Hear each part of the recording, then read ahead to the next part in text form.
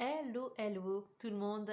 On va faire aujourd'hui une petite vidéo astro sur tous ces signes du zodiaque avec lesquels vous avez du mal à vous entendre. Alors, quel est le pire signe du zodiaque pour vous, que ce soit en couple ou en amitié? On va commencer tout de suite avec le taureau et le bélier. Alors, ce sont deux signes qui décidément ont du mal à s'entendre. Déjà, deux bêtes à cornes, deux personnes souvent têtues. On a le bélier avec son besoin de contrôle, son besoin de briller, de prendre de la place, et le taureau qui, lui, a besoin aussi de briller, mais a vraiment un grand besoin de liberté. Et donc, vous vous imaginez bien qu'avec le besoin de contrôle du bélier, eh ben, ça va toujours faire des frictions et ça se finira toujours mal. On a ensuite le taureau et le sagittaire. Deux signes qui peuvent être épris de liberté. Mais on a le sagittaire qui lui va vouloir beaucoup socialiser, qui va avoir besoin de sortir beaucoup, besoin d'aventure.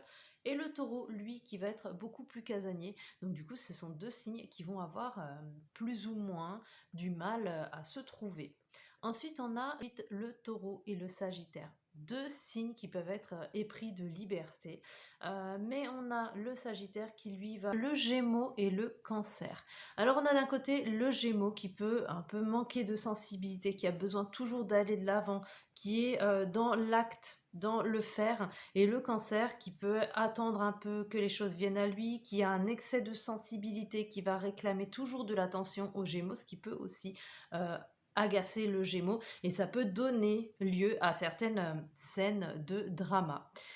On a ensuite le lion et le capricorne. Alors ces deux-là, ils sont radicalement opposés entre le capricorne, qui a besoin d'avancer, mais qui est toujours dans une forme d'intériorité, qui a besoin de réfléchir, qui a besoin de convoquer sa spiritualité, et le lion, qui a vraiment besoin de briller, de montrer beaucoup de choses, qui peut parfois paraître un petit peu superficielle, et souvent le Capricorne va pouvoir être sur la défensive et faire beaucoup de reproches au Lion. Ensuite, on va avoir la balance et le Capricorne. Alors, la balance qui a besoin d'aventure, qui a besoin de changement, qui change souvent d'avis et qui peut trouver aussi le Capricorne un peu mollasson.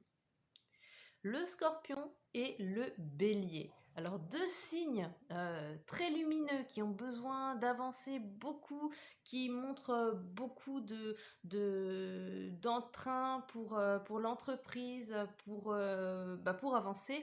Par contre, ce qu'il faut savoir, c'est que le Scorpion, sous ses apparences un peu froides, en fait, cache toujours beaucoup de sensibilité. Et là, ça va coincer avec le bélier, parce que du coup, le bélier, lui, il en manque clairement de sensibilité. On a ensuite le verseau et le scorpion. Donc on a un scorpion qui a besoin d'avancer tout le temps, d'entreprendre beaucoup, et un verseau qui, lui, a besoin de se poser beaucoup de questions, est un grand indécis, et donc l'un va se sentir un peu oppressé par l'autre, hein. Le Verseau va se sentir oppressé par les exigences du Scorpion, et le Scorpion va avoir l'impression que le Verseau reste un boulet attaché à son pied. Ensuite, on a le poisson et la vierge. Le poisson qui, lui, a besoin d'aventure, besoin d'explorer, mais qui reste quand même ouvert, observateur, et qui a besoin de donner beaucoup de bienveillance. Et en face, on a la vierge qui a besoin de rester toujours sur son socle de connaissances, de rester dans sa zone de confort. Et du coup, ça va donner lieu des fois à des couples un peu torturés, et on a un poisson qui va s'ennuyer comme un rat mort, comme s'il faisait le tour de son bocal et qu'il n'arrivait pas à s'en sortir. Donc du coup, c'est une alliance aussi qui peut virer très vite au toxique. Voilà pour ces signes incompatibles du zodiaque. Si vous êtes en couple dans des configurations comme celle-là, je vous invite à me dire en commentaire comment ça se passe. Est-ce que j'ai raison? Est-ce que j'ai tort? Et comment vous trouvez au quotidien des solutions pour avancer ensemble. Pour plus d'informations, vous pouvez rejoindre la diffusion de mon site internet www.ophélie-tarologue.com, où vous trouverez plein d'articles sur ces sujets. Vous pourrez approfondir la question. Je vous dis à bientôt.